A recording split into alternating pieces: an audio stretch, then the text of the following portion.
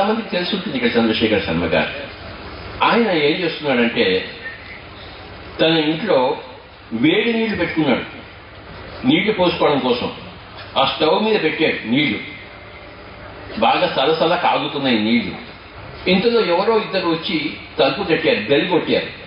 అప్పుడు ఆయన ఏం చేశాడు, ఈ సలసల కాగుతున్న నీళ్లు పక్కన పెడదామని చెప్పేసి పక్కన పెట్టబోయేసరికి మొత్తం అంతా దాని మీద ఒలిగిపోయింది. ఒళ్ళంతా బొబ్బలు బొబ్బలు బొబ్బలు బొబ్బలు వచ్చేసాయి.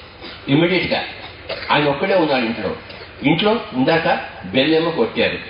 ఆయన ఏం చేశారంటే వెంటనే అంత బొబ్బలు ఉన్నా కూడాను ఒక దుప్పటి మీద కప్పుకుని వెళ్ళి తలుపు తీసి రండి స్వామి అన్నారు. ఏంటి వచ్చారంటే మీ దగ్గర ధ్యానం నేర్చుకోవడం కోసం వచ్చామన్నారు. నేర్పిస్తానుగా కూర్చోండి అని చెప్పి అర్ధగంట సేపు ధ్యానం చెప్పి ఇంకో అర్ధగంట సేపు ధ్యానం నేర్పించిన తర్వాత మేము వెళ్ళొస్తా ఉన్నారు.